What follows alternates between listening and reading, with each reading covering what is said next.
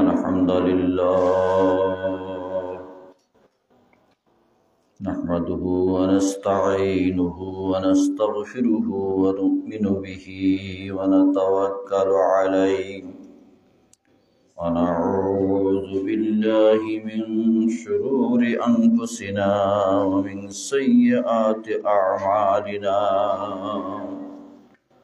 من يهده الله فلا مضل له ومن يضلله فلا هادي له ونشهد أن لا إله إلا الله وحده لا شريك له ونشهد أن سيدنا وسندنا وحبيبنا ومولانا محمدا عبده ورسوله الذي أرسله بالحق بشيرا ونذيرا وداعيا إلى الله بإذنه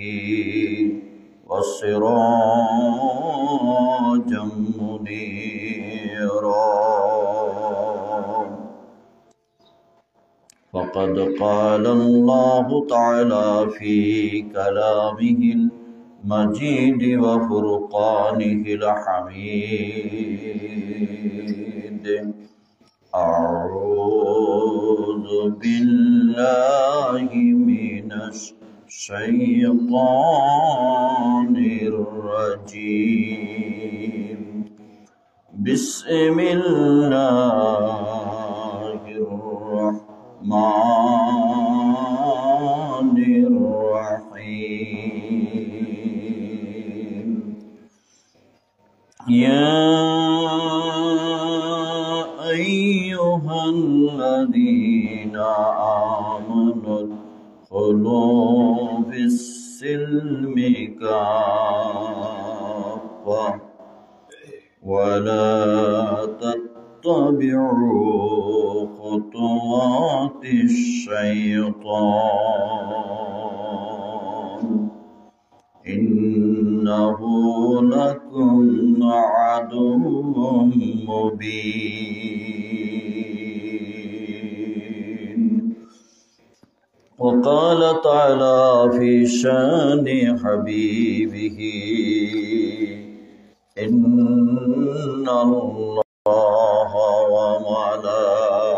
وملائكته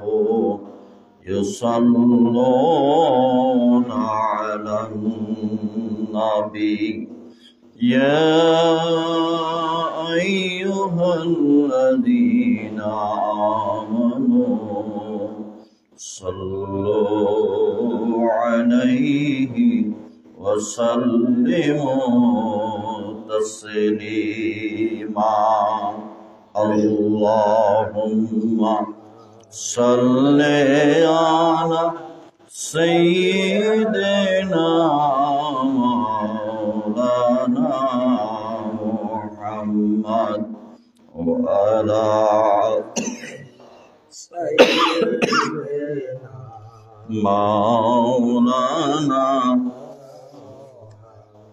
اللهم صل على سيدنا مولانا محمد وعلى آل سيدنا مولانا مدینہ مدینہ শুনির মান মদিনা যাওয়া হলো না নবীজিরে না দেখাইয়া কবরেতে নিও না আল্লাহুম্মা সাল্লি আলা সাইয়্যিদিনা মাওলানা মুহাম্মদ ওয়া আলা আলি مولانا محمد এ দুনিয়ায় নবীর জন্য যাদের দিল বাই কান্দে না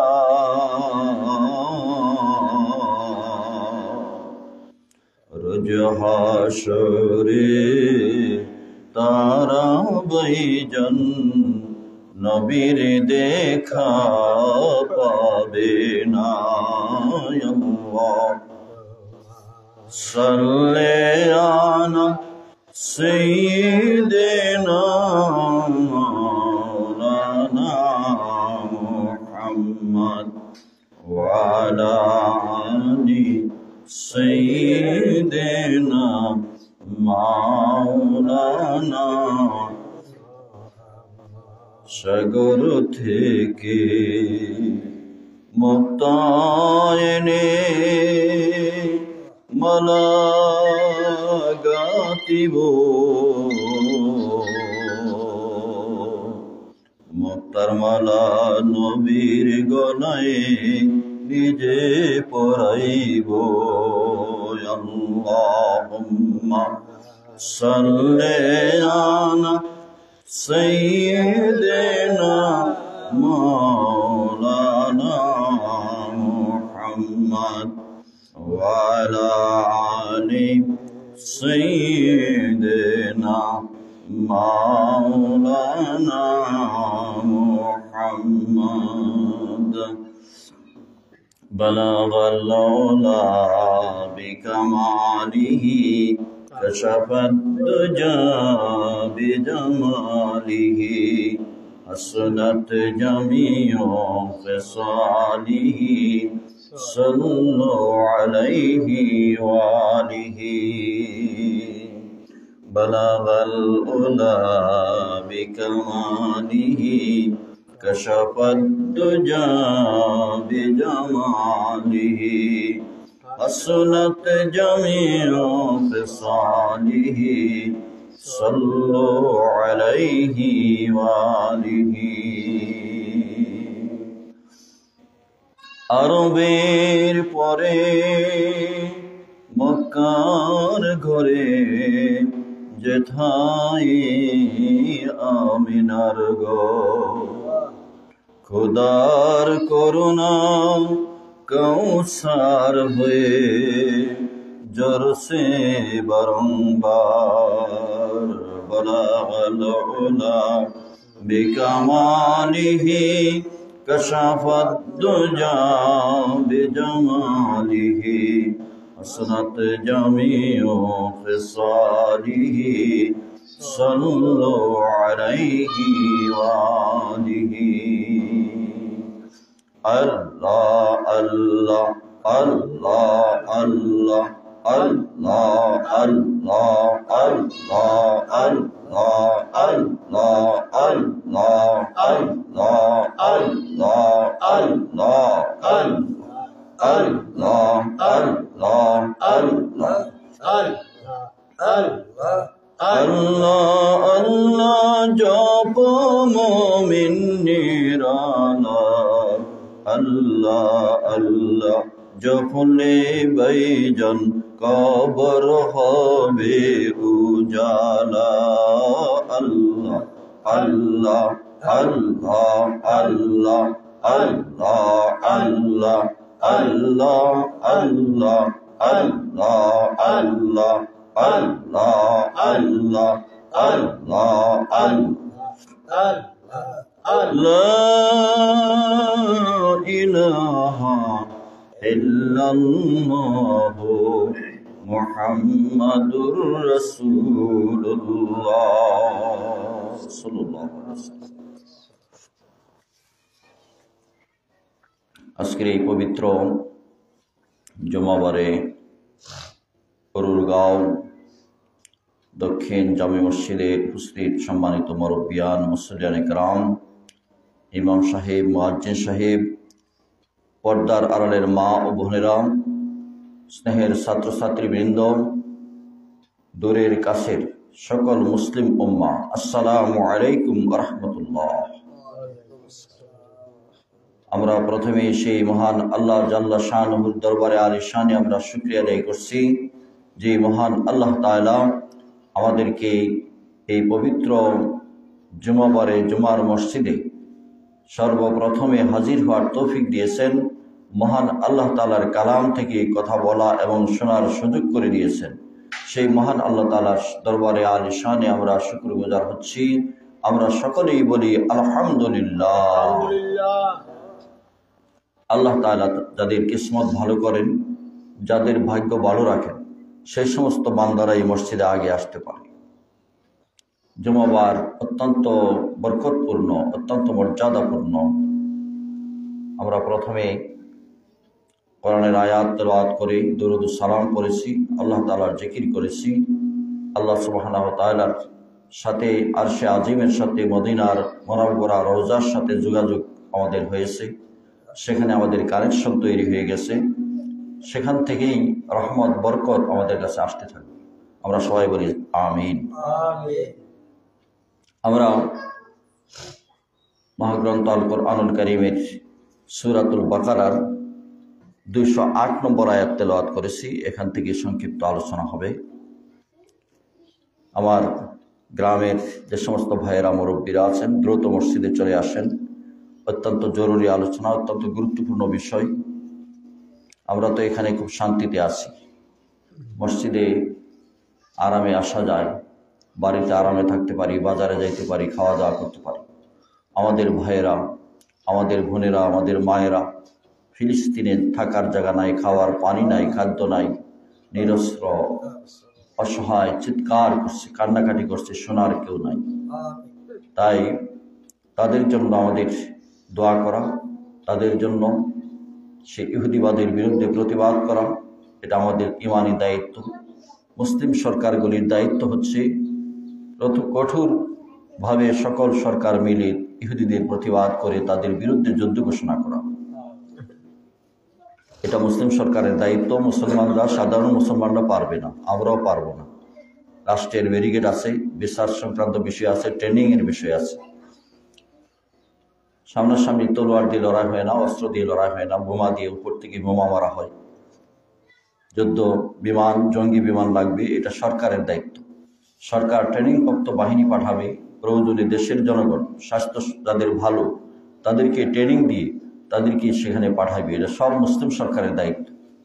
আজকে পর্যালোচনা করলে আমরা দেখতে পাই যে মুসলিম সরকারগুলি ইমানের দাবি করছে, অথচ তাদের ইমান নাই।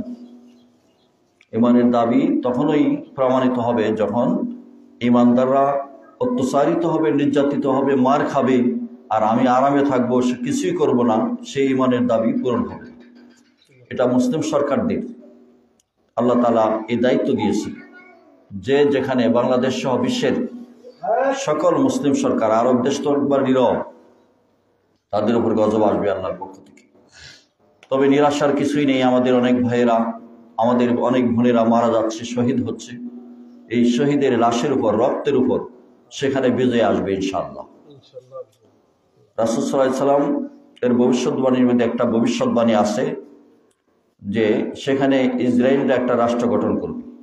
সেই রাষ্ট্রের হায়াত হবে, সময় হবে 80 বৎসর। 80 বৎসরের মধ্যে 77 বৎসর চলে গিয়েছে, 77.5 বৎসর চলে গিয়েছে। আর 2-2.5 বৎসরের মধ্যে তাদের পতন হবে, তারা ধ্বংস হবে।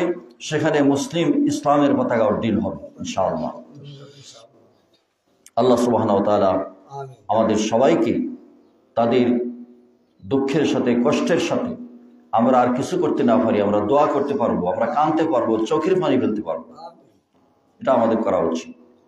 আমাদের হাতে বা মাথায় যদি ব্যথা হয়, সমস্ত শরীরে খবর হয়ে যায়। এরকম বিশ্বের মুসলমানরা একটা দেহের মতো, এক জায়গায় আক্রান্ত হলে সকল সারা বিশ্বের মুসলমানদের খবর হয়ে যেত, কিন্তু এটা হচ্ছে না।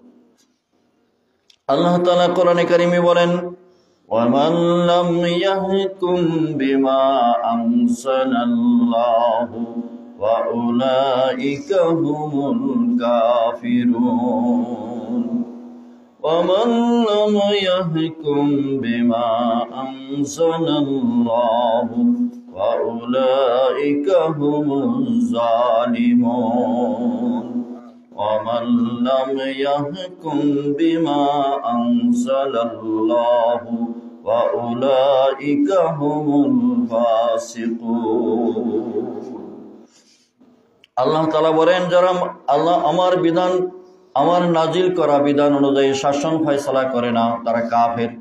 যারা আমার বিধান নাজিল করা আইন অনুযায়ী শাসন করে না তারা জালেম। যারা আমার নাজিল করা বিধান অনুযায়ী শাসন করে না তারা ফাসিক। তিনটা ভাষা বলেছেন, কাফের, জালেম, ফাসিক। আজকে বিশ্বের মুসলিম রাষ্ট্রপ্রধানরা অবশ্যই জবাবদিহি করতে হবে আল্লাহর কাছে, এবং তাদের উপরে গজব আসবে। আমেরিকার ভয় পেয়ে তারা নীরব থাকে, নিশ্চুপ থাকে, শুধু নিন্দা জানায়, এটাই তাদের দায়িত্ব নয়। তাদের দায়িত্ব গুটি কয়েকজন ইহুদির বিরুদ্ধে যদি মুসলিম সরকারগুলি মোকাবেলা করে, তাহলে ইহুদিদের কোনো অস্তিত্ব থাকবে না, ইহুদি রাষ্ট্র বিলীন হয়ে যাবে। সেই মুসলমানরা আজকে নীরব। বাংলাদেশ সহ বিশ্বের সমস্ত মুসলিম রাষ্ট্রপ্রধানদেরকে আমরা আহ্বান জানাই, এগিয়ে আসুন, নাহলে আপনাদের গজব আসছে, আপনাদের বিপদ হবে দুনিয়া আখিরাতে। আমি যে আয়াতে কারিমা তেলাওয়াত করেছি, সেই আয়াতে কারিমার মধ্যে দুইটা অংশ। একটা অংশ আল্লাহ বলেছেন, আমাদেরকে ডাক দিয়েছেন, ইয়া আইয়ুহাল্লাযীনা আমানু দুখুলু ফিস-সিলমি কাফা ওয়া লা তাত্তাবিউ খুতুওয়াতিশ শাইতান ইন্নাহু লাকুম আদুউম মুবিন। সাদাকাল্লাহুল আযীম। আল্লাহ সুবহানাহু ওয়া তাআলা বলেন, ও মুমিনেরা, ও বিশ্বাসীরা, হে বিশ্বাসীরা, আমানত খুলু, তোমরা প্রবেশ করো, উদখুলু, তোমরা প্রবেশ করো ইসলামের মধ্যে পরিপূর্ণভাবে, সিলমি কাফা, পরিপূর্ণভাবে, আংশিক নয়, পুরাপুরিভাবে তোমরা ইসলামের মধ্যে প্রবেশ করো। ওয়ালা তাত্তাবিউ, তোমরা অনুসরণ করিও না শয়তানের, যে শয়তান তোমাদের চরম পরম দুশমন। আয়াতের মধ্যে দুইটা, একটা হলো আদেশ আর একটা হলো নিষেধ। একটা আদেশ আর একটা নিষেধ। আদেশ হলো পালন করার বিষয়, নিষেধ হলো বর্জন করার বিষয়। তার নাম হচ্ছে ইসলাম, তার নাম হচ্ছে ইবাদত। আমরা কয়েকদিন হলো, কিছুদিন হলো রমজান চলে গেছে। রমজানে তো শয়তান বান্দা ছিল, বড় শয়তান শিকল আবদ্ধ ছিল, শয়তানকে বেঁধে রাখা হয়েছে। কিন্তু এরপরেও তো আমাদের শয়তানি হয়েছে, আমাদের মানুষের মধ্যে শয়তানি হয় নাই? মারামারি, হিংসা বিদ্বেষ, পরস্পর রাগারাগি, গীবত, চুগলখড়ি, এইভাবে মানুষকে অত্যাচার করা, মানুষের আত্মসাৎ করা, মানুষের মাল সম্পদ নষ্ট করা, ইজ্জত নষ্ট করা, সম্মান নষ্ট করা, এইগুলি কি রমজানে একবারে বন্ধ ছিল? বন্ধ ছিল না, এগুলিও ছিল। এগুলি ওই যে 11 মাস শয়তানের ওয়াসওয়াসা, এটা প্রভাব। আর মানুষ শয়তানকে তো আল্লাহ বান্দা রাখছেন। জিন শয়তান যাদেরকে মুরিদ বানাইছে, জিন শয়তানে যাদেরকে মুরিদ বানাইছে, যাদের অনুসারী বানাইছে, এই মানুষ শয়তানগুলি তো বান্দা না। তারপরে ছোট ছোট শয়তান যারা সারা দুনিয়া জুড়ে আছে, সেগুলিও বান্দা না। এইসব শয়তানদের ষড়যন্ত্রের কারণে আমাদের মধ্যে, পরস্পরের মধ্যে হানাহানি, হিংসা বিদ্বেষ, গীবত, চুগলখড়ি, এগুলি চালু ছিল, এখনো আছে। অথচ আল্লাহ নবী, আল্লাহ তাআলা বলেছেন, রমজানকে কবুল করাইতে হইলে এগুলি ছাড়তে হবে, না ছাড়লে রোজা আল্লাহর কাছে গ্রহণযোগ্য হবে না। 1 মাস যে ইফাস থাকলাম, এটা আল্লাহর কাছে কবুল হয়েছে কিনা প্রমাণ কি? হয়তো আপনারা বলবেন আল্লাহ জানে, এটা বলবেন না? আল্লাহ জানে, আমাদেরও জানার দায়িত্ব দেওয়া হয়েছে। আল্লাহ জানে, এটা সত্য কথা 100%, কিন্তু আমাদেরকেও দায়িত্ব দিয়েছেন যে তোমরাও এটা দেখতে পারো, তোমরা কবুল হয়েছে কিনা। প্রত্যেকের আয়নার মধ্যে আমরা আমাদের মনের আয়নায় যদি ফিট করি, কবুল হয়েছে কিনা। হাদিস শরীফের মধ্যে যেখানে আল্লাহর নবী মুহাম্মদুর রাসূলুল্লাহ সাল্লাল্লাহু আলাইহি সাল্লাম বলেছেন, মান লাম ইয়াদা কাওলা যুরি ওয়াল আমাল বিহি ফালাইসা লিল্লাহি হাজাতুন আন ইয়াদা তাআমাহু শারাবাহু, মুত্তাফাকুন আলাইহি।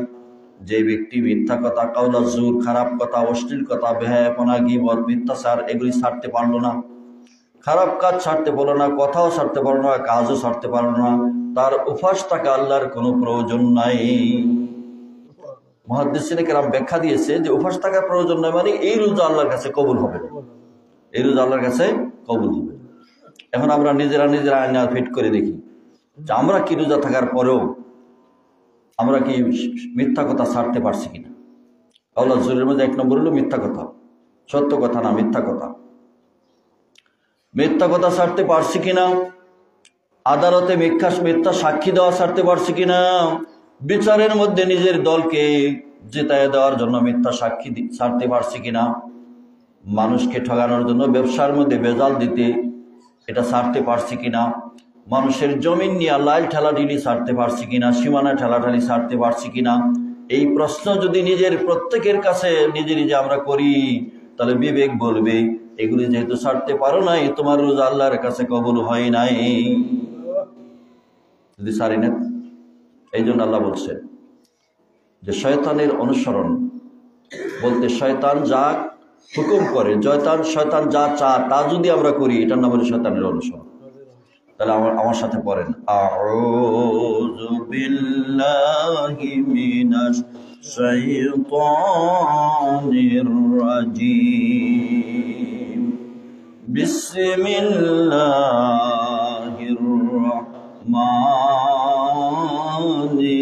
রাহিম। বিতাড়িত মর্দুদ শয়তানের ওয়াসওয়াসা হইতে মহান আল্লাহ তাআলার নিকট আশ্রয় প্রার্থনা করছি। শয়তান আকাশ থেকে আল্লাহর সাথে ওয়াদা করে আল্লাহর কাছ থেকে অনুমতি নিয়ে আসছেন দুনিয়াতে যে আমার হায়াত দাও, আল্লাহ হায়াত বাড়াই দিয়েছে।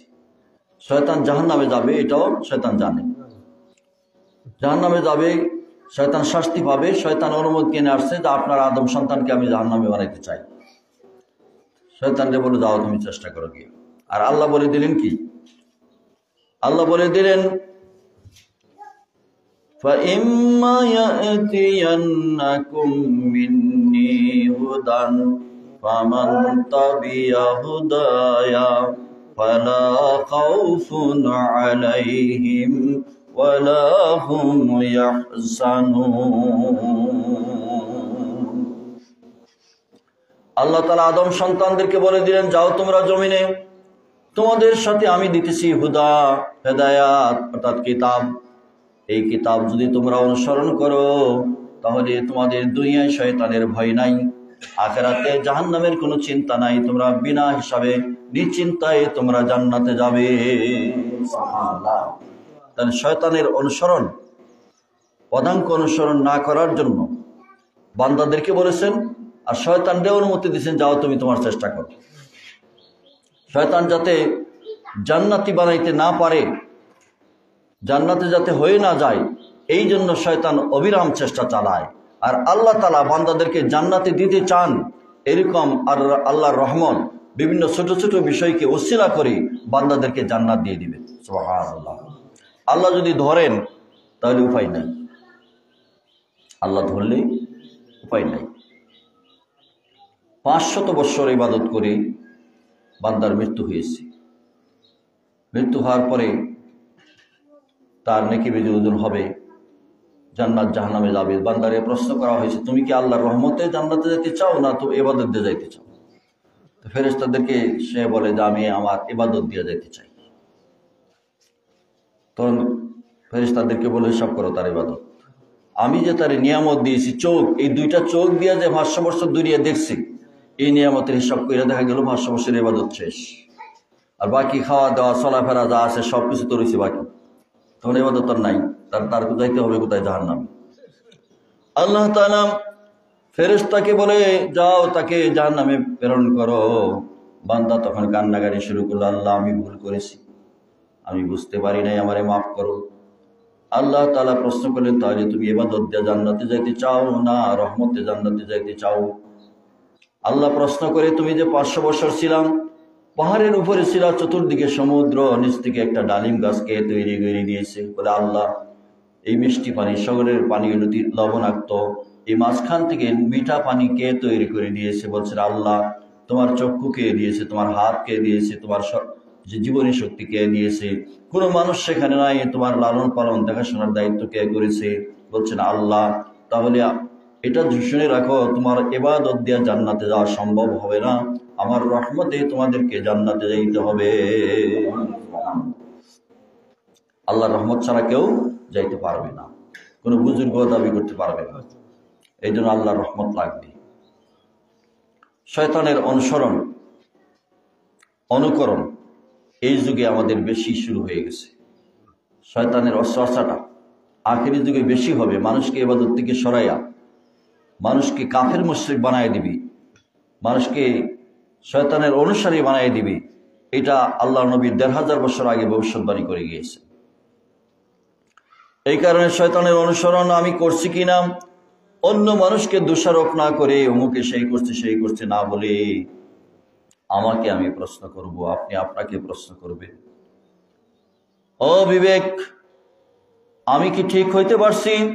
আমি তো নামাজের সেজদা দিয়ে নামাজ পড়ি, আমি অন্য মানুষকে হিংসা করাকে ছেড়ে দিয়েছি, আমি অন্য মানুষের দুষ্বর্ণনা গীবত করাকে ছেড়ে দিতে পেরেছি, আমি অন্য মানুষের বিরুদ্ধে ষড়যন্ত্র করাকে ছেড়ে দিতে পেরেছি, আমি কি মানুষকে ক্ষতি করার চেষ্টা থেকে বিরত হয়েছি, আমি কি অশ্লীলতা বেহায়াপনা ছেড়ে দিতে পেরেছি, আমি কি আল্লাহ তাআলার নাফরমানির কাজ আমি ছেড়ে দিয়েছি? বিবেক বলবে না ছাড়তে পারো নাই। তাহলে এই বান্দা অন্য মানুষের দুশ্চর্চা কিভাবে করবে? নিজের চর্চা করারই সময় নাই। আল্লাহ তাআলা বলেন, ওয়ালা তাত্তাবিউ খুতুওয়াতিশ শাইতান ইন্নাহু লাকুম আদুউম মুবিন। মানুষেরা শয়তানের কারণে চুরি করে, শয়তানের কারণে ছিনতাই করে, ডাকাতি করে, রাহাজানি করে, হত্যা করে, মার্ডার ছিনতাইগুলি করে থাকে শয়তানের কারণে। সেই শয়তান থেকে আমাদের সবসময় পানা চাইতে হবে। একা একা সামাজিকভাবে মজলিসের মধ্যে, ঘরে থাকলে, যেখানেই থাকি আমরা পড়তে হবে আউযু বিল্লাহি মিনাশ শাইতানির রাজিম। আউযু বিল্লাহ পড়লে সীসা আগুনের মধ্যে দিলে যেমন গলে যায়, শয়তান তেমন গলে যায়, শয়তান দূর হয়ে যায়। এই কারণে তাউজ করো। আমাদের প্রত্যেকের শরীরের মধ্যে, দেহের মধ্যে রাগ আছে, গোসা আছে। এই বাহির থেকে যদি আপনারা কেউ গালি দেয়, আপনি শুনেন, তখন আপনার রাগ আসবে। কিন্তু শরীরে তো গালি লাগছে না। পাথর দিয়ে এটা দিলে পাথর লাগে, কিন্তু গালি তো আর লাগে না, এরপরেও রাগ আসে কেন? রাগ আসে না। আবার আপনার বাইরে থেকে যদি কাছে এসে বা দূরে থেকে কেউ প্রশংসা করে, আপনি খুব ভালো, আপনার গুণাবলী আলোচনা করে, তাহলে আপনার মনটা খুশি হয়, মন খুশি হয়। এটা হলো মনস্তাত্ত্বিক বিষয়, এটা হলো আধ্যাত্মিকতা, মনস্তাত্ত্বিক বিষয়। এই মনটাকে কন্ট্রোল করা, ঠিক করার জন্য, এই মনটাকে দমন করার জন্য, অন্যায় থেকে, বেহায়াপনা থেকে, অন্যান্য খারাপ কাজ থেকে নিয়ন্ত্রণ করার জন্য কোরআন হাদিসের সাথে সাথে নেককার সলফে সালিহিনদের সঙ্গ লাভ করার জন্য আল্লাহ বলেছেন। সুবহানাল্লাহ। দেখেন, আসহাবে কাহফের অর্থাৎ গুহাবাসী একটা সূরা আছে, সূরাতুল কাহাফ। এই শুক্রবারে এই সূরা পড়লে হাদিস শরীফে এসেছে, কাহাফ যদি কেউ শুক্রবারে পড়ে, এক শুক্রবার থেকে আরেক শুক্রবার মাঝখানে তার কলবের মধ্যে নূর জারি হবে। সুবহানাল্লাহ। এবং দাজ্জালের ফিতনা থেকে রক্ষা পাবে। গুহাবাসীর সাথে একটা কুকুরও জান্নাতে যাবে। কুকুরের জন্য তো আমরা জান্নাত তৈরি করছে না, জান্নাত তৈরি করেছে মুমিনদের জন্য, ইমানদারের জন্য। কিন্তু কুকুর কেন জান্নাতে যাবে? কোরআনে কারিমে এসেছে, এই কুকুরটাকে ওই গুহাবাসী নেককার মানুষেরা, অত্যাচারী বাদশার বয়ে যারা পলায়ন করছিল, তাদের সাথে সাথে যায়, দৌড়ায় আর ফিরাইতে পারে না। শেষ পর্যন্ত যেই গুহায় গিয়া এরা আশ্রয় নিব, সেই গুহায় ঢুকার পরে এরা মনে করে কুকুরে ঘেউ ঘু করবো, মানুষেরা দেখবো, জানবো এখানে আমরা আছি, এর তারাই দেব, অথবা মেরে ফেলো। যদি যায় না তাহলে মেরে ফেলো। তখন কুকুরের জবান আল্লাহ খুলে দিল। আল্লাহ তাআলা কুকুরের জবান খুলে দিয়েছে। কুকুর বলতেছে, ও আল্লাহর প্রিয় বান্দারা, আমি আপনাদের ডিস্টার্ব করব না, ঘেউ ঘেউ করব না, আমি আপনাদেরকে চিরস্থায়ী ভাবে এখানে আমি পাহারা দিব, একটু আওয়াজ করব না, তারপরও আপনাদের সাথে আমি থাকতে চাই। সুবহানাল্লাহ। আল্লাহ তাআলা এই কুকুরকে জান্নাতি বানায় দিলেন নেককারদের সাথী হওয়ার কারণে। সুবহানাল্লাহ। তাহলে নেককার সলফে সালিহিন ওয়া কুনু মা'আস সাদিকিন, যারা সত্যবাদী সলফে সালিহিন নেককার তাদের সাথী হও, তাদের অনুসারী হও, তাদের সাথে থাকো, সঙ্গ লাভ করো, আল্লাহ তাআলা বলেছেন। ইমাম গাজ্জালী রহমতুল্লাহ আলাইকে প্রশ্ন করা হয়েছে যে ইবাদত কাকে বলে, ইবাদত কাকে বলে? তিনি খোদা প্রেমিকদেরকে চিঠির মধ্যে লিখেছেন, ওনার চিঠি আকারে ওনারে প্রশ্ন করা হয়েছে। উনি জবাব দিয়েছেন 3টা কাজের নাম হলো ইবাদত। কয়টা কাজের নাম? 3টা। 1 নম্বর বলছে শরীয়তের পরিপন্থী কোনো কাজ যাতে না হয় সেই ব্যাপারে সতর্ক থাকা, প্রত্যেকটা কাজ শরীয়তের নিয়ম অনুযায়ী করা, 1 নম্বর। 2 নম্বর বলছে তাকদীরের প্রতি বিশ্বাস রাখা, যে তাকদীরে যখন যা হওয়ার হবে এর প্রতি সন্তুষ্ট থাকা, বিশ্বাস রাখা। 3 নম্বর বলেছে যে নিজের ইচ্ছা আকাঙ্ক্ষা এগুলি ছেড়ে দিয়ে আল্লাহর ইচ্ছা আকাঙ্ক্ষা মর্জির উপর সন্তুষ্ট থাকা, তার নাম হচ্ছে ইবাদত। তার নাম হলো কি? ইবাদত। তারপরে প্রশ্ন করা হয়েছে যে ইবাদতের হাকিকত কি, মর্মার্থ কি? এটা হলো শরীয়তের পরিভাষায় ইবাদত। ইমাম গাজ্জালী রহমতুল্লাহ আলাইহি জবাব দিয়েছেন আসলে ইবাদতের হাকিকত হলো জীবনের প্রতিটি ক্ষেত্রে যার জন্য আকাশ এবং বাতাস মাখলুকাত সব সৃষ্টি করা হয়েছে, যিনি না আসলে পৃথিবীতে কেউ আসতেন না, সেই মুহাম্মদুর রাসূলুল্লাহ সাল্লাল্লাহু আলাইহি ওয়াসাল্লামকে মহব্বতের সাথে তার আদেশ এবং নিষেধ বর্জন করা, আদেশ পালন করা, নিষেধ বর্জন করা, তার নাম ইবাদত। এটা হচ্ছে ইবাদতের হাকিকত। মুহাম্মদ সাল্লাল্লাহু আলাইহি সাল্লামের আদেশ পালন করা, নিষেধ বর্জন করা। তাহলে বর্জন করাটাও ইবাদত, ছেড়ে দেওয়াটার নাম ইবাদত। খালি মানার নাম ইবাদত না, না মানার নাম ইবাদত। যেটা নিষেধ করেছেন সেটা না মানা অর্থাৎ বর্জন করে দেওয়া, ছেড়ে দেওয়া, যেটা আদেশ করেছেন সেটা পালন করা, তার নাম হচ্ছে ইবাদত। তার নাম হলো কি? ইবাদত। তাহলে আমরা প্রত্যেকে, আমরা যদি আমার নিজেদেরকে প্রশ্ন করি, আমরা কি সব ছেড়ে দিতে পারছি? রাসূল যা নিষেধ করছেন সবকে আমরা ছেড়ে দিতে পারছি? পারছি না। রাসূল যা আদেশ করেছেন সবগুলিকে আমরা পালন করতে পারছি? অথচ কোরআনে কারিমে আল্লাহ তাআলা ১৫০০ বছর আগে ঘোষণা দিয়ে দিয়েছেন, মাইয়ুতির রাসূল ফাকাদ আতাআল্লাহ। আল্লাহ তাআলা বলে দিয়েছেন পৃথিবীর যে কোনো মানুষ আমার রাসূলের ইতাআত করবে, আদেশ পালন করবে, নিষেধ বর্জন করবে, সে যেন আল্লাহর হুকুম পালন করলো। সুবহানাল্লাহ। রাসূল সাল্লাল্লাহু আলাইহি সাল্লামের ইতাআত ছাড়া আল্লাহর হুকুম যদি হাজার হাজার বার পালন করে এটা গ্রহণ করবেন। সেজদা 1 লক্ষ 10 লক্ষ বার যদি সেজদা দেয়, রোজা রাখে প্রতিদিন, তসবিহ পড়ে হাজার হাজার, কিন্তু রাসূলের তরিকা নাই, রাসূলের ইতাআত নাই, তাহলে এই সব ইবাদত আল্লাহ কবুল করবেন না। কবুল হওয়ার জন্য 2টা শর্ত। ইবাদত কবুল হওয়ার জন্য কয়টা শর্ত? 2টা। তো পদ্ধতির বিষয়ে একটা শর্ত হচ্ছে ইখলাসুন নিয়ত, খাঁটি নিয়ত। এই নিয়তের মধ্যে কোনো ভেজাল থাকতে পারবে না। নিয়তের মধ্যে ভেজাল থাকলে সেই ইবাদতটা কবুল হবে না। অনেকেই বলে যে তার তকদির ভালো, হজে গেছে, টাকা পয়সা খরচ করে হজে যেতে পারছে। হ্যাঁ, তকদির ভালো, কিন্তু টাকা পয়সাটা যদি হারাম থাকে, যাইলেও সেই ইবাদতটা কবুল হবে না। এবং নিয়তের মধ্যে যদি ভেজাল থাকে যে হজ করছি হাজি ডাকার জন্য, হজ করছি কি ডাকার জন্য? হাজি ডাকার জন্য, তাহলে সেই হজটাও কবুল হবে না। নিয়তের মধ্যে গন্ডগোল।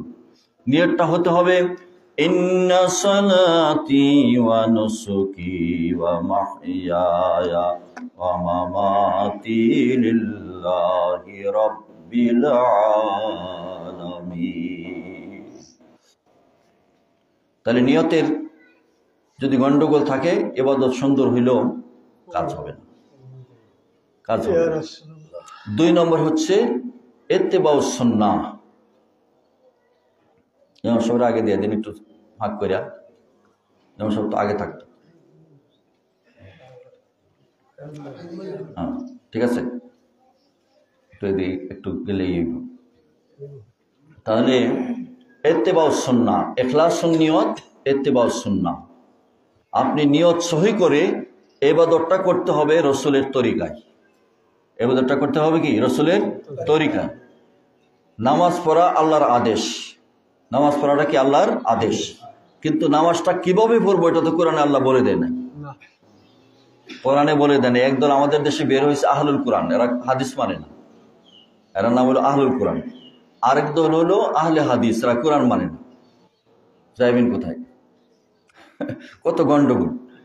আহলুল কোরআন এরা হাদিস মানে না, তখন তাদেরকে প্রশ্ন যদি করে যে তোমরা যদি কোরআন মানো তাহলে কোরআন অনুযায়ী তো তোমরা নামাজ পড়বা, ফজরের নামাজ যে 2 রাকাত এটা কোথায় আছে হাদিস কোরআনে দেখাও।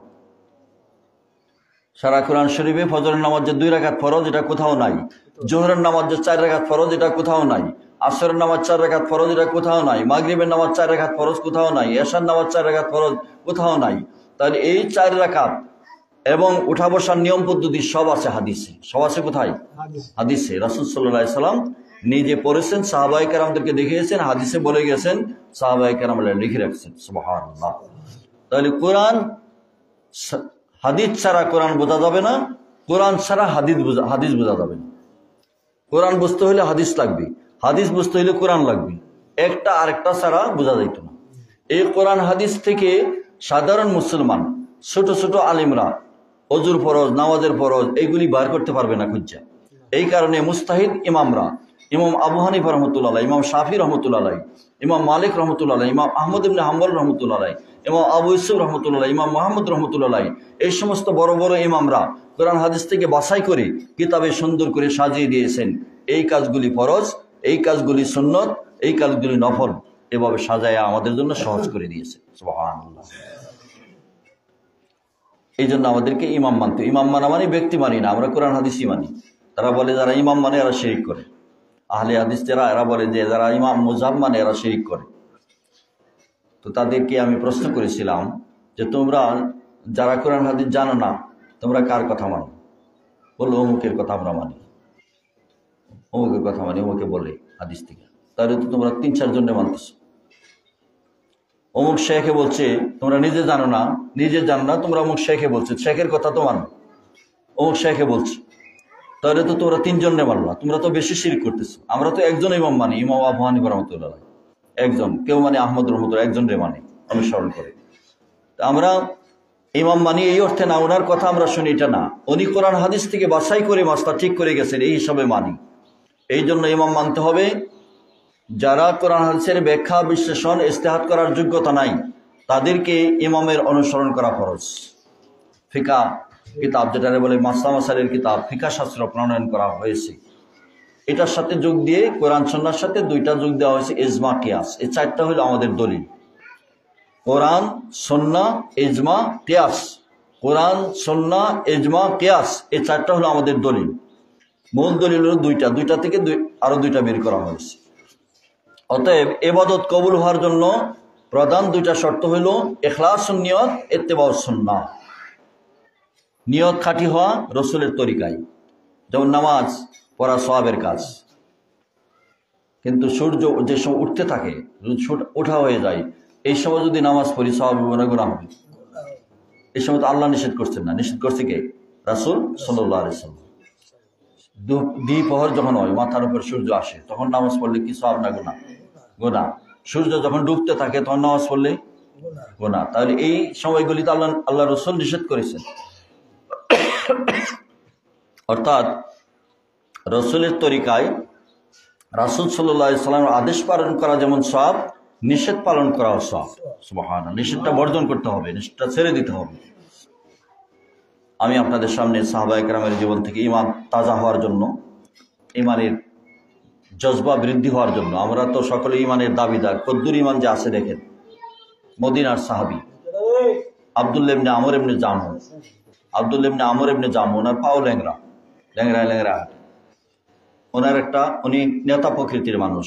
আরবের মদিনার যে সমস্ত নেতা ছিল, যার যার ঘরে এক একজনের একটা মূর্তি থাকতো, এটার কাছে গিয়া রাত্রে দেখাশোনা করতো, বিভিন্ন জিনিস চাইতো, ভালো মন্দ, যুদ্ধ বিজয় এগুলি চাইতেন।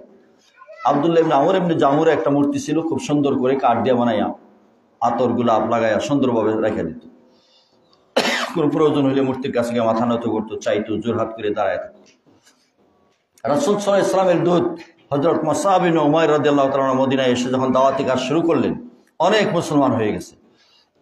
গোপনে গোপনে ওই আব্দুল্লাহ ইবনে আমর ইবনে জামুরি নেতার 3 জন ছেলে, মুআজ, খাল্লাদ, 3 জন যুবক ছেলে ইসলাম কবুল করে ফেলেছে। সুবহানাল্লাহ। আবার ইনি স্ত্রীর নাম হলো হিন্দা, উনিও ইসলাম কবুল করে, এই গোপন স্বামীর কাছে বলেন। একদিন স্ত্রী বুদ্ধিমতী স্বামীর কাছে কইতেছে যে নতুন দিন নিয়ে যে একজন মদিনায় আসছে, আপনি কি জানেন? তখন আব্দুল্লাহ ইবনে আমর ইবনে জামুহ বলতেছে, খবরদার, এবার সতর্ক থাকবে, আমাদের ছেলেদের কাছে নষ্ট করতে না পারে। রাসূলের দিন কবুল করা মানে নষ্ট হয়ে যাওয়ার আমল করতেছে, নষ্ট যাতে করতে না পারে সতর্ক থাকবা। তো স্ত্রী বলতেছে, মুআজ তো কিছু কথা বলে, লোকটা নতুন কথা নিয়ে আসছে, কিছু কথা বলে, একটু শুনেন না তার কথা। স্ত্রী কইতেছে যে তার কথাটা কি শুনেন, সৈন্য যদি খারাপ হয় তারা ফিরাইবেন, আর যদি ভালো হয় তো চিন্তা করবে। ঠিক আছে মুআজের ডাকা, তুমি কি কথা শিখছো নতুন মানুষের কাছে, কি শিখছো?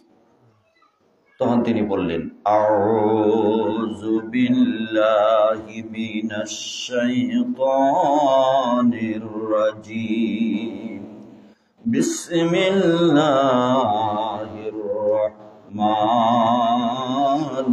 রাহিম, আলহামদুলিল্লাহি রাব্বিল আলামিন, আর-রহমানির রহিম, মালিকি ইয়াউমিদ্দিন,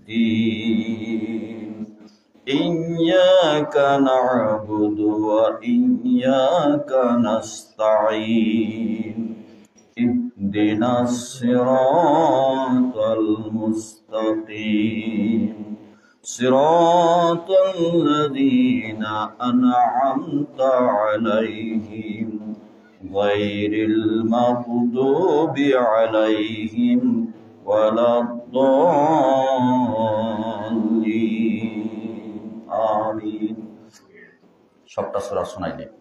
আব্দুল্লাহ ইবনে আমর ইবনে জামুহ বলে, চমৎকার সুন্দর কথা, খুব সুন্দর, এত সুন্দর কথা তো জীবনে শুনছি না। তখন ছেলেরা একটু সাহস পাইল যে আব্বা, এই কথা যদি সুন্দর হয় তাহলে আসুন এই দিনটা আমরা গ্রহণ করে ফেলি। বাপে বলতেছে, আচ্ছা ঠিক আছে বলছো, আমি আমার দেবতার সাথে পরামর্শ করে নিই, মূর্তির সাথে পরামর্শ করে নিই। তো বাপের কথা আর কিছু বলবো না, ঠিক আছে পরামর্শ করেন। ওই সময় নিয়ম ছিল, দেবতার সাথে যখন কোনো কিছু পরামর্শ করতে যেত, পিছনে একজন মহিলা, বুড়া মহিলা দাঁড়ানো থাকতো। বুড়া মহিলা এই যেটা চাইতো এটার সাথে সাথে বুড়া মহিলা কথা বলতো, বললে যেটা মনে বলতো এটাই মনে করতো ঠিক, তার অন্তর এটা জাগ্রত করে দিয়ে দেবতা, এটা তাদের বিশ্বাস ছিল। তখন ইনি মূর্তিকে সুন্দরভাবে দাঁড়ানো আছে, সেখানে গিয়ে বলতেছে যে ছেলেরা বলতেছে নতুন দিন নিয়ে আসছে সেটা কবুল করার জন্য, তাওহীদের কথা বলতেছে, আপনি কি বলেন, মূর্তিরে বলতেছে। কিন্তু মূর্তি আর কিছু বলে না, পিছনের মহিলাও কিছু বলে না। প্রথম দিন কিছু বলল না, চলে আসে। ছেলেরা জিজ্ঞেস করলো, কি খবর, আপনি কি পরামর্শ করছেন? পরামর্শ করছে, এখনো কিছু জবাব পাওয়া গেছে। এইভাবে বললো, সময় নিল ছেলেদের কাছে, 3 দিন পর্যন্ত কোনো জবাব পায় না। তখন বাপকে বুঝাইলো তারা যে এই মূর্তি কিছু করার ক্ষমতা নাই, কিছু করতে পারবে না। এরপরে বলো, আচ্ছা মূর্তি আমার কিছু বলবি, আমার দেবতা এতদিন ধরে তার উপাসনা করি, কিছু বলো। রাত্রে ঘুমাইয়া যাওয়ার পরে বাপ এই 3 ছেলে আরো যুবক মিল্লা এই মূর্তিটাকে ঘর থেকে নিয়ে বনি সালমা গোত্রের একটা ময়লা আবর্জনার মধ্যে ফেলে দিল। রাত্রে সকালবেলা ঘুম থেকে মূর্তি দেখে না, ভিড় করে গালাগালি করতেছে, ধমক দিতেছে, কে করলো। খুঁজতে খুঁজতে গিয়ে ওইখানে পেয়ে গেল, এখান থেকে উঠায় আনলো, উঠে এনে আবার পরিষ্কার করে পানি দিয়ে ধুতো করে গোলাপ জল দেওয়া, আতর দেওয়া, সুন্দরভাবে দাঁড় করায় রাখে। আবার রাত্রিবেলা ওই যুবকেরা বাপ যখন ঘুমায় গেছে, মূর্তির ঘরে গিয়ে মূর্তিটা আবার সেই নর্দমার মধ্যে ফেলে দিল, ময়লা জায়গার মধ্যে। পরের দিন আবার দেখলো মূর্তি নাই, আবার গেল, মূর্তি সেখান থেকে নিয়ে এসে আবার পরিষ্কার পরিচ্ছন্ন করে তেল দিয়ে আতর দিয়ে সাজায় রাখলো। 3 নম্বর দিন আবার যুবকেরা রাত্রে ঢুকলো। রাত্রে ঢুকে ওই দিন আমর ইবনে জামুহ 3 নম্বর দিন বললো, মূর্তি তোমার তো আমি উপাসনা করি, তোমার তো পূজা করি, তোমার কাছে মাথা নত করি, আমি তো দেখি না কে তোমাকে সর্বনাশ করে, কে বেইজ্জতি করে। আজকে আমার তলোয়ারটা দিয়ে গেলাম তোমার গলার মধ্যে, যেই আসবে আমার তলোয়ার দিয়ে তাকে শেষ করবি। তলোয়ার গলার মধ্যে লটকায় দিয়ে গেছে। 3 নম্বর দিন যুবকেরা আসলো, এসে মূর্তি সহ তলোয়ার সহ নিয়ে গেল। তলোয়ারটা খুলে রেখে একটা মরা কুত্তা গলার মধ্যে বাঁধা আবার নর্দমার মধ্যে ফালাই দিল। 3 নম্বর দিন যখন গিয়েছে খুঁজতে খুঁজতে ওই জায়গায় গিয়ে দেখলো কুত্তা সহ বান্ধা। তখন চিন্তার পরিবর্তন আসলো। চিন্তার পরিবর্তন এসেছে। আসার পরে বলতেছে, ও ছেলেরা, যুবকেরা, এই অবস্থায় মূর্তি নিজেকে নিজে রক্ষা করতে পারে না। এতদিন যার ইবাদত করলাম সে তো কিছু করতে পারে না, দেখতে পাইলাম। যুবকেরা বলতেছে, আব্বা আপনি তো দেখছেন এই মূর্তিরে এত কিছু করলেন, একটা কিছু করতে পারে না। আমরা তো সে আল্লাহর ইবাদত করি, সে আল্লাহর কাছে মাথা নত করি যিনি সকলের স্রষ্টা, সকলের যিনি মালিক। সেই মালিকের কথাই তো নতুন দিনের মধ্যে এসছে। তিনি তো নতুন দিনের এই কথাই বলছে। মদিনায় আসছে মুহাম্মদুর রাসূলুল্লাহ সাল্লাল্লাহু আলাইহি ওয়াসাল্লাম, আসুন আপনাকে নিয়ে যাই নবীর সামনে, আপনি সামনে গিয়ে দিন কবুল করে। সামনে নিয়ে গেলেন। আল্লাহ নবীর সামনের সেই নূরের চেহারা দেখে টিকতে পারে নাই, থরথর করে কাঁপা শুরু হলো। আব্দুল্লাহ ইবনে আমর ইবনে জামু বলতেছে, ইয়া রাসূলুল্লাহ, ইয়া হাবিবাল্লাহ, আমি তো অন্ধকারের মধ্যে ঘুরেছি, আমি তো মূর্তি পূজা করেছি, আমি তো বুড়া হয়ে গেছি, 80 বছর 86 বছর বয়স, আমারে কি আল্লাহ মাফ করবে? আল্লাহ নবী বলেন, আব্দুল্লাহ ইবনে আমর ইবনে জামু, তোমার 3টা ছেলে যুবক মুসলমান, তুমি যদি এখন মুসলমান হয়ে যাও আমি তোমার জান্নাতের জামিন হয়ে গেলাম। ইসলাম কবুল করে বসে রাসূল সাল্লাল্লাহু আলাইহি ওয়াসাল্লামের সামনে এসে ইসলাম কবুল করেছে। উহুদের যুদ্ধের ডাক আসছে, সংক্ষেপে অনেক লম্বা ঘটনা। উহুদের যুদ্ধের ডাক আসছে। এই অবস্থায় সকলের মধ্যে আলোচনা হইতেছে, যুদ্ধে যাবে রাসূল সাল্লাল্লাহু আলাইহি ওয়াসাল্লামের সাথে। ছেলেরা 3 জন যাবে। বাপকে বুঝাইতেছে, তোমার যাওয়ার দরকার নেই, তোমার পাও ল্যাংরা, বুড়া মানুষ, আল্লাহ তোমাকে এমনি মাফ করে দিয়েছে। এটা বুঝাই টোঝাই বাপের আর মানাইতে পারে না। ল্যাংরায় ল্যাংরায় রাসূলের কাছে গেছে। আল্লাহ নবীকে বলতেছে, ইয়া রাসূলুল্লাহ, আমার ছেলেরা তো আমার বুঝায় যুদ্ধে না যাওয়ার জন্য, তারা নিজে নিজে সেখানে গিয়া শহীদ হবে, জান্নাতে যাবে, আমি কাপুরুষের মতো বাড়িতে থাকবো, এটা আমি সহ্য হবে না। আমি তো জান্নাতের সুঘ্রাণ পাইতেছি, আমি ল্যাংরা পাও নিয়া উহুদের ময়দানে গিয়ে যুদ্ধ করে আপনার মহাব্বতে ভালোবাসায় আমার জীবন দিব, শহীদ হইব, আমার অনুমতি দেন। সুবহানাল্লাহ। আল্লাহ নবী তখন অনুমতি দিয়ে দিলেন। ছেলেদেরকে বলেন, কিছু বলিও না। তার মধ্যে ইমানি জজবা সৃষ্টি হয়ে গেছে, জান্নাত দেখতেছে, জান্নাতের গ্রাণ পাইতেছে, এবং তারে আর ফিরাইও না। সুবহানাল্লাহ। নবীর মুহাব্বত আর ভালোবাসা এইভাবে মানুষকে তৈরি করে। সম্মানিত হাজিরিন, এই জন্য মুহাব্বত লাগবে। যখন যুদ্ধের ময়দানে গেলেন, যুদ্ধের ময়দানে গিয়ে 3টা ছেলে যুদ্ধ করে করে কাফেরদের মোকাবেলায় যখন রাসূল সাল্লাল্লাহু আলাইহি সাল্লামকে রেখে সাহাবায়ে কেরামরা ছত্রভঙ্গ হয়ে গেল, গিরিপথ দিয়ে কাফেররা এসে আক্রমণ করলো, রক্ত ঝরাইলো, দান দান শহীদ হয়ে গেল। এই অবস্থায় ওই 3 জন যুবক এবং আব্দুল্লাহ ইবনে আমর ইবনে জামু চতুর্দিক থেকে কাফেরদের মোকাবেলা করতেছিল। মোকাবেলা করতে করতে 3 জন যুবক শহীদ হয়ে গেল। এক পর্যায়ে আব্দুল্লাহ ইবনে আমর ইবনে জামুও শহীদ হয়ে গেছে। সুবহানাল্লাহ। মদিনায় খবর হয়েছে, কতিলা মুহাম্মদ, মুনাফিকেরা ছড়াই দিয়েছে, মুহাম্মদ নিহত হয়ে গেছে, ওনার দিনে থাকার দরকার নাই। একদল। আরেক দল ইমানের জজবা নিয়ে বলল, মুহাম্মদ সাল্লাল্লাহু আলাইহি ওয়াসাল্লাম যদি নাই থাকে আমাদের জীবন আর রাখার দরকার নাই, আমরা যুদ্ধ করে জীবন দিব। মদিনায় খবর আসলো, মুহাম্মদ সাল্লাল্লাহু আলাইহি ওয়াসাল্লাম কাফেরদের দ্বারা নিহত হয়ে গেছে।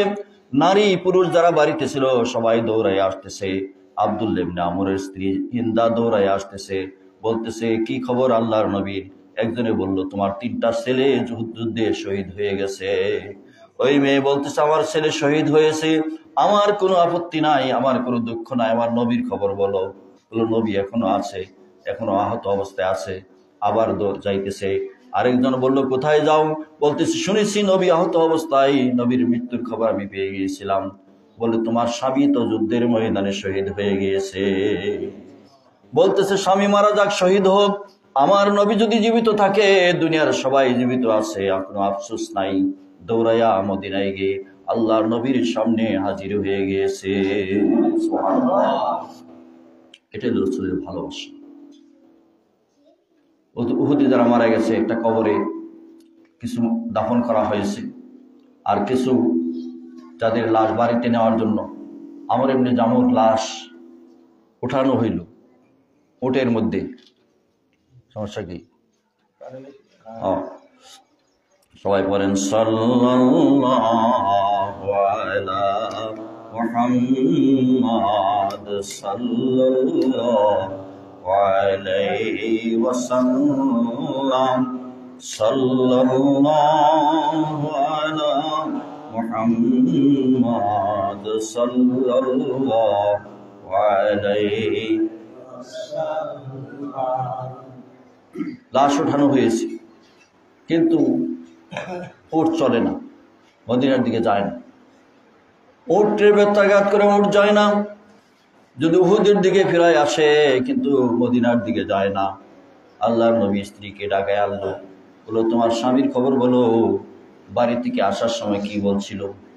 স্ত্রী বলতেছে, ইয়া রাসূলুল্লাহ, বাড়ি থেকে আসার সময় মুনাজাত করছিল, আল্লাহ উহুদের ময়দান থেকে আমার বাড়িতে আর ফিরে আনিও না, সেখানে আমারে শহীদ করে দিও, সেখানে আমি থাকতে চাই, আমার এই বাড়িতে আর আনিও না, এই দোয়া করে এসেছে। আল্লাহর নবী বলতেছে, এই আব্দুল্লাহ ইবনে আমরের জামুর লাশকে মদিনায় নেওয়া যাবে না। দোয়া করেছে, দোয়া আল্লাহ কবুল করে ফেলেছে, মদিনায় যাইতে পারবে না, উহুদের ময়দানে তাকে দাফন করতে হবে। তাদের তো জীবন, তাদের সংসার ছিল, তাদের তো বাড়িঘর ছিল। রাসূল সাল্লাল্লাহু আলাইহি ওয়াসাল্লামের জন্য জীবন দিতে পেরেছে, জান দিতে পেরেছে, মাল দিতে পেরেছে, সব দিতে পেরেছে রাসূলের ভালোবাসায়। রাসূল সাল্লাল্লাহু আলাইহি ওয়াসাল্লামের জন্য তারা জীবন উৎসর্গ করতে একটু কুণ্ঠাবোধ করে নাই, একটু দ্বিধাবোধ করে নাই। তালহা এক সাহাবী আল্লাহর নবীর সাথে দেখা করবে, ছোট্ট একটা বাচ্চা সাথে নিয়ে আসছে, বাচ্চাটাকে রাস্তায় দাঁড় করায় বলে, তুমি এখানে দাঁড়াও, আমি মুহাম্মদ সাল্লাল্লাহু আলাইহি ওয়াসাল্লামের সাথে দেখা করে আসি। সে আসলো, এসে মুহাম্মদ সাল্লাল্লাহু আলাইহি ওয়াসাল্লামের সাথে কথা বলে যখন বাচ্চার কাছে গেল, বাচ্চা বলতেছে, আব্বা তুমি মুহাম্মদ সাল্লাল্লাহু আলাইহি ওয়াসাল্লামের সাথে কথা বলেছো, আমারে রাখো নাই, আমারে নেও নাই, আমি এখন যাইতে চাই, আল্লাহর নবীর সাথে আমি কথা না বলে আমি বাড়িতে যাইব না। নবীজির কাছে আসলেন, এসে সালাম দিলেন, আসসালামু আলাইকা ইয়া রাসূলুল্লাহ, আমার আব্বা আপনার সাথে কথা বলেছে, আমি আসছি আপনার সাথে কথা বলার জন্য, আমি আপনাকে ভালোবাসি, সবার চাইতে বেশি ভালোবাসি। আল্লাহর নবী বলল, তোমার বাপের চাইতেও কি বেশি ভালোবাসো, মায়ের চাইতেও কি বেশি ভালোবাসো? বলল, হ্যাঁ ভালোবাসি। তাহলে এখন যদি তোমাকে অর্ডার করি তলোয়ার নিয়ে গিয়ে তোমার বাপকে কি হত্যা করতে পারবা?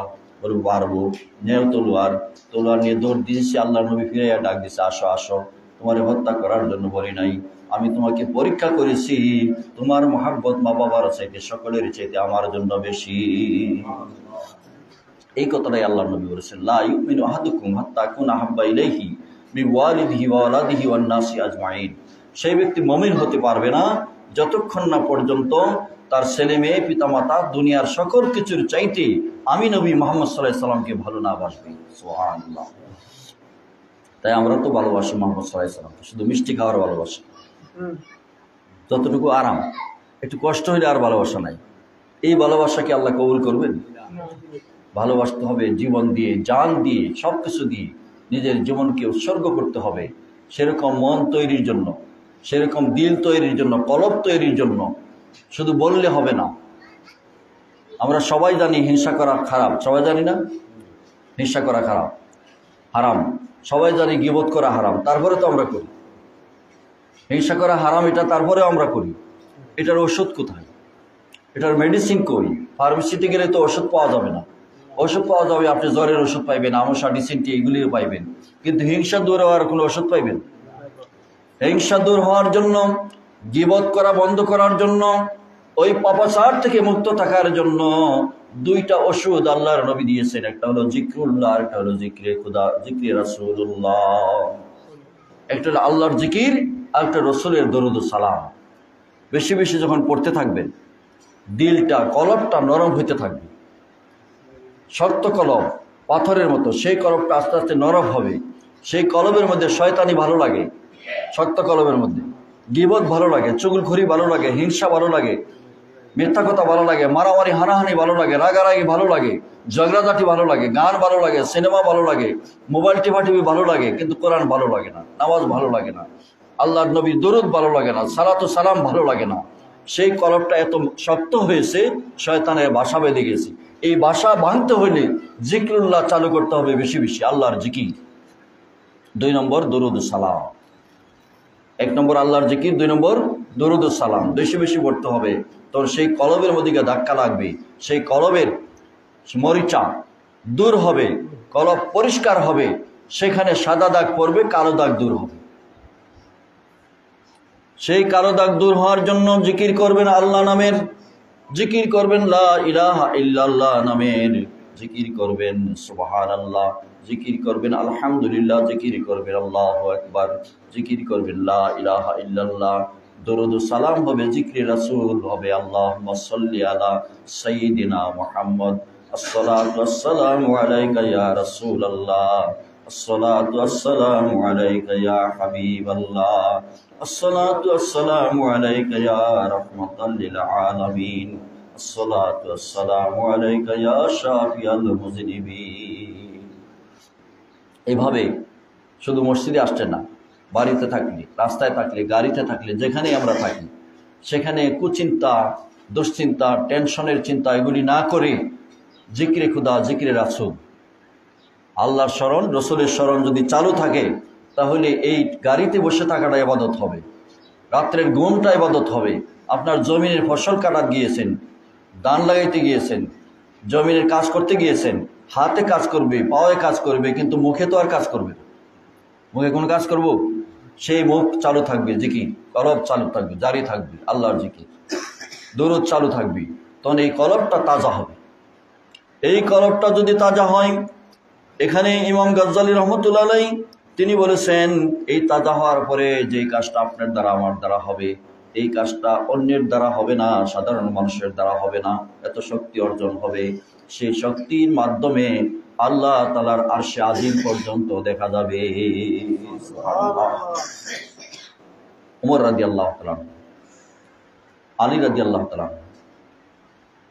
খলিফাতুল মুসলিমিন, ওমর রাদিয়াল্লাহু তাআলা খলিফা, আলী রাদিয়াল্লাহু তাআলা রাত্রে ঘুমিয়ে দেখে রাসূল সাল্লাল্লাহু আলাইহি সাল্লাম মসজিদে নববীতে ইমামতি করছে। স্বপ্নে ঘুমিয়ে দেখতেছে রাসূল ইমামতি করতেছে। ইমামতি শেষ, ফজরের নামাজের পরে একজন বুড়িমা এক খাঁচা খেজুর নিয়ে আসলো,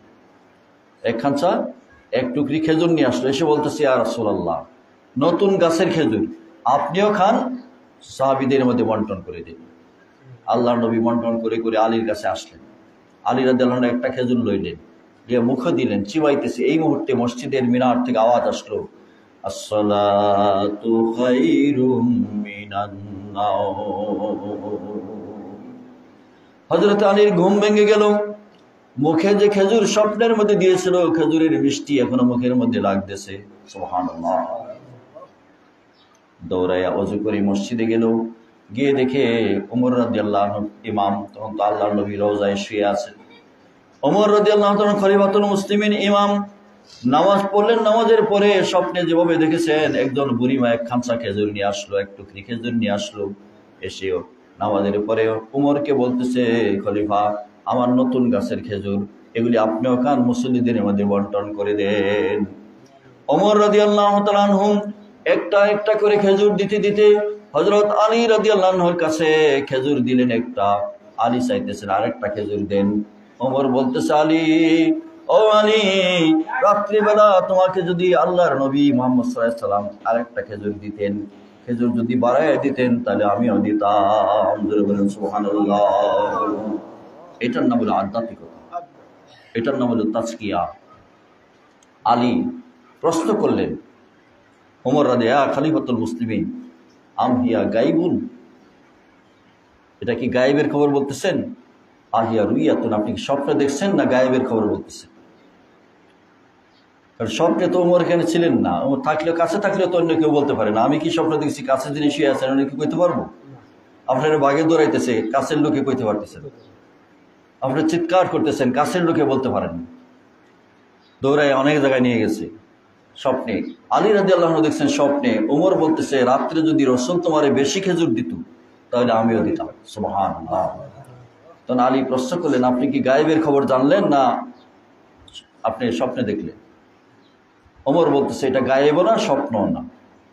ওমর বলতেছেন গায়েব না, স্বপ্ন না। তিনি বলেন যে ইজা আখলাসাল মুমিন, মুমিন যদি খাঁটি হয়ে যায়, আল্লাহওয়ালা হয়ে যায়, এরা বি নূরিল্লাহ, নূর দ্বারা দেখতে পারে। সুবহানাল্লাহ। কি দ্বারা দেখতে পারে? নূর দ্বারা। ওমর রাদিয়াল্লাহু তাআলা আনহু জবাব দিলেন। সাহাবীর জবাব থেকে আমরা বুঝতে পারলাম যে মুমিনের দুইটা চক্ষু, একটা হলো দুনিয়ার চোখ আর একটা হলো অন্তরের চোখ। দুনিয়ার চোখ যেটা, সেটা সকলের আছে, কাফের, মুশরিক, হিন্দু, বৌদ্ধ, খ্রিস্টান, মুসলমান, অমুসলমান সকলের আছে। এই চোখ সকলের আছে। কাফের, মুশরিকের, ফাসিক, ফুজ্জারের, জালিমের সেই অন্তরের চোখ নাই, যেই চোখ দিয়া জমিন থেকে আরশে আজিম পর্যন্ত দেখা যায়। সুবহানাল্লাহ। এখান থেকে শিক্ষা নিয়েছেন হযরত আবু বকর সিদ্দিক রাদিয়াল্লাহু তাআলা আনহু, হযরত ওমর রাদিয়াল্লাহু তাআলা আনহু সর্বপ্রথম এই নূরের শিক্ষা পেয়েছেন। নবীর সামনে যখন আসতেন, এখানে রাসূল সাল্লাল্লাহু আলাইহি ওয়াসাল্লামের চেহারা ঝলমল নূরের চেহারা দেখে শুধু রাসূলকেই দেখতেন না, আরশে আজিম পর্যন্ত তারা দেখতে পারতেন। বাড়িতে যাওয়ার পরে এটা আর হইতো না। তখন দুইজনে কইতেছে, বাড়িতে আসার পরে তো আমরা এরকম দেখি না, ব্যাপার কি? আজকে গিয়ে এই প্রশ্ন আল্লাহ নবীকে করল। দুইজনে আল্লাহ নবীর সামনে আসলে প্রশ্ন করার জন্য যে বাড়িতে গেলে কেন দেখি।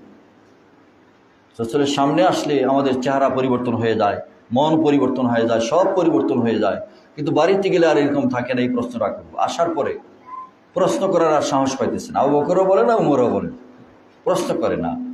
তখন আল্লাহ নবী বলতেছে, আবু বকর, ওমর, আমার সামনে আসলে যেভাবে তোমরা আরশে আজিম পর্যন্ত সব নূর দ্বারা দেখতে পাও, বাড়িতে গেলে তো এইভাবে দেখতে পাও না। নিজে নিজে বলতে, প্রশ্ন করা লাগে না, এমনি বলতেছে আল্লাহ নবী, দেখতে পাও না। তার কারণ হচ্ছে আমার মধ্যে আল্লাহ তাআলা যে নূর দিয়েছেন, সেই নূর তোমাদের মধ্যে দেওয়া হয় নাই, তোমরা সেই নূর পাও নাই।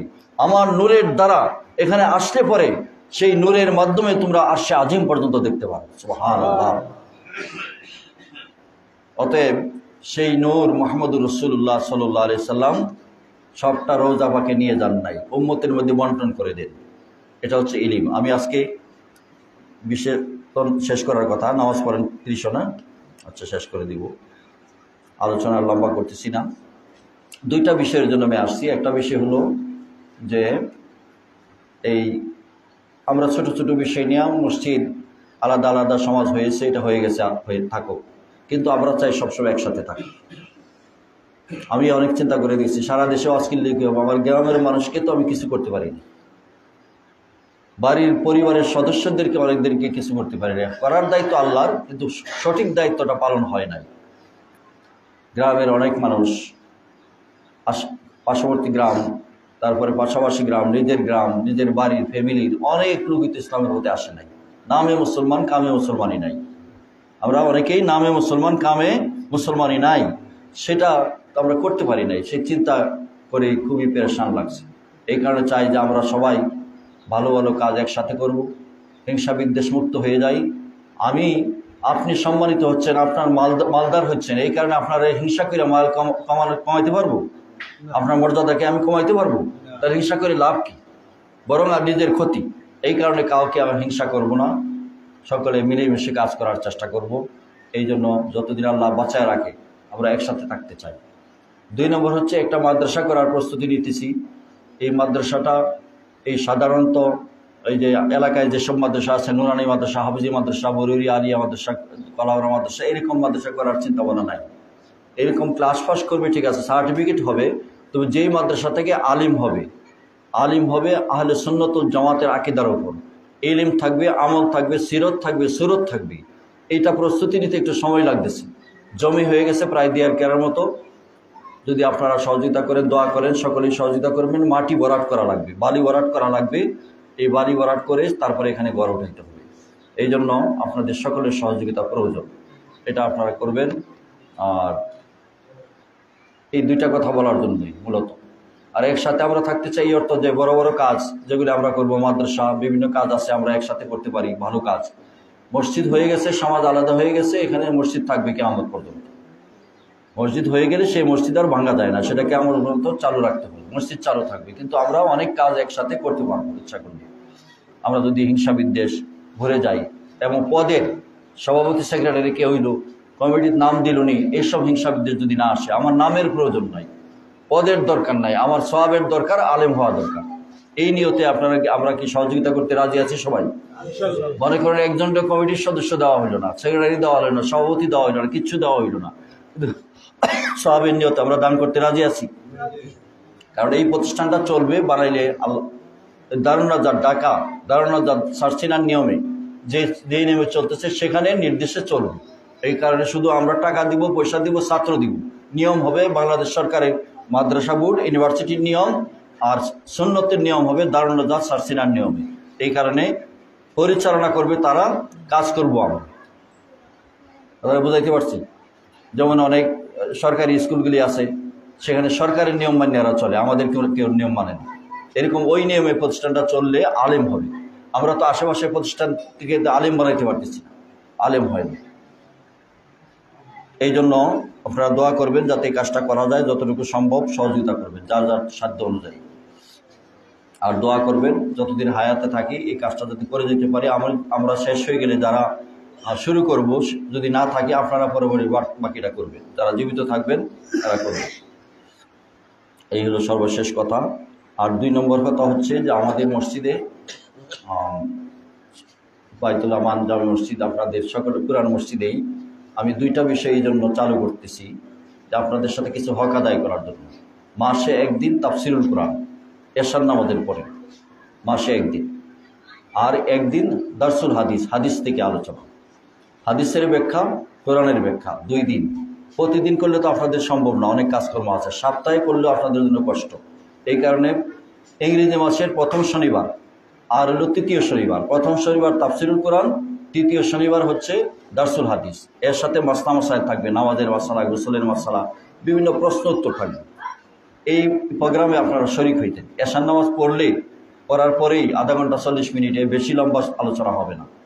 ঘুমে 724 ঘন্টা আমরা ঘুমে কেটে যায় প্রায় মাসে, অন্যান্য কাজকর্মে কেটে যায়। যদি আল্লাহ প্রশ্ন করে যে আমার জন্য, দিনের জন্য তোমরা কি করেছো, যদি আপনারা বলেন যে আমরা তো মূর্খ আসলাম, শিক্ষিত না, আমরা জানি না, এতটুকু জবাব দিলে কইব যে জমিন রাখতে পারো, ছেলে মেয়ে হয়, সংসার হয়, বাজার করা যায়, সব চলে, খালি আমার দিনেরটা চলে না, তাহলে কি এটা আল্লাহ গ্রহণ করবে? এই কারণে একটু চেষ্টা করার দরকার কি না? তাহলে আগামীকালকে আল্লাহ যদি রহমে এশার নামাজ ওই মসজিদে পড়বেন, দারসুল হাদিস হবে। প্রতি মাসে আমরা চালু রাখতে চেষ্টা করব। আমি না থাকলেও অন্য একজন দিব, যেদিন না থাকা যায়, ইমাম সাহেব অথবা অন্য করে, যেদিন থাকা যায় এটা যাতে থাকে, আপনারা যাইবেন। পরবর্তীতে যদি সুযোগ পাওয়া যায় এই মসজিদে, অন্যান্য মসজিদে আমরা চালু করার চেষ্টা করব, যদি পারা যায়। এই ব্যাপারে আপনাদের কোনো দ্বিমত নাই তো? কষ্ট করে আধা ঘন্টার সময় 40 মিনিট যদি দেন, তাহলে আপনাদেরকে কিছু শিখাইতে পারবো। এটা ওয়াজ হবে না, ওয়াজ না, মানে ক্লাসের মতো শেখার জন্য, ক্লাসের মতো শেখার জন্য। সেখানে কোরআনের আয়াত থেকে, হাদিস থেকে মূল বিষয়গুলি বলে দেওয়া যাতে মনে থাকে। এমন নামাজের মাসলা, দাঁড়ানোর নিয়ম, ওযুর নিয়ম, তারপরে জানাজার নামাজ, এই সব বিষয়ে পর্যায়ক্রমে আলোচনা হবে। আল্লাহ তাআলা আমাদের সবাইকে তৌফিক দান করুন, সবাই বলুন আমিন। আমরা বসেন, মোনাজাতের পরে সুন্নত হবে 4 রাকাত, সুন্নতের পরে ফরজ দোয়াগুলি হবে। সবাই একটু দরুদ শরীফ পড়েন। আল্লাহুম্মা সাল্লি আলা সাইয়্যিদিনা মাওলানা মুহাম্মদ ওয়া আলা আলি সাইয়্যিদিনা মাওলানা মুহাম্মদ। আল্লাহুম্মা সাল্লি আলা সাইয়্যিদিনা মাওলানা মুহাম্মদ ওয়া আলা আলি সাইয়্যিদিনা মাওলানা। بلغ العلا بكماله كشف الدجى بجماله حسنت جميع خصاله صلوا عليه وآله اللهم ربنا ظلمنا أنفسنا وإن لم تغفر لنا وترحمنا لنكونن من الخاسرين। আল্লাহ পাক যা কিছু আলোচনা করেছি, দরুদ ও সালাম করেছি, সব টুকুর সব হাদিয়া সোনার মদিনায় নবী পাকের রওজা মুবারকে পৌঁছায় দাও। तमाम दुनिया যত মুমিন মুমিনাত নরনারী শুয়ে আছে তাদের রুহে সওয়াব পৌঁছায় দাও। আল্লাহ রব্বুল আলামিন আমাদের জিন্দেগির গুনাহগুলি মাফ করে দাও। নারী পুরুষ যারা আমরা হাত তুলেছি সকলের জীবনের গুনাহগুলি মাফ করে দাও। আল্লাহ আমাদেরকে খাঁটি ইমানদার বানায় দাও। আমাদের আব্বা আম্মা দাদা দাদি নানা নানি শ্বশুর শাশুড়ি গ্রামের বিভিন্ন গুরুস্থানে যারা যেখানে শায়িত আছে সকলের রুহে সওয়াব পৌঁছায় দাও। রব্বিরহামহুমা কামা রব্বায়ানি সগীরা। আল্লাহ এই মসজিদে অনেক মুরব্বী তো ছিল, তারা আজকে কবরে, আল্লাহ সকলের কবরে সওয়াব পৌঁছায় দাও। আল্লাহ ফিলিস্তিনের মুসলমানদেরকে সাহায্য করো, কাফির মুশরিকদের দ্বারা তুমি আর হত্যা করিও না। আল্লাহ তাদেরকে সাহায্য করো। আল্লাহুম্মা আরহামিল মুসলিমিনা মিন ফিলিস্তিন, আল্লাহুম্মা আনসুরিল মুসলিমিনা মিন ফিলিস্তিন। বাংলাদেশের উপর রহমত নাযিল করো। সুবহান রাব্বিকা রাব্বিল ইজ্জাতি আম্মা ইয়াসিফুন, সালামুন আলাল মুরসালিন, আলহামদুলিল্লাহি রাব্বিল আলামিন। ওয়াজআল আখিরা কালামিনা ইনদাল মাউতি লা ইলাহা ইল্লাল্লাহু মুহাম্মাদুর রাসূলুল্লাহ।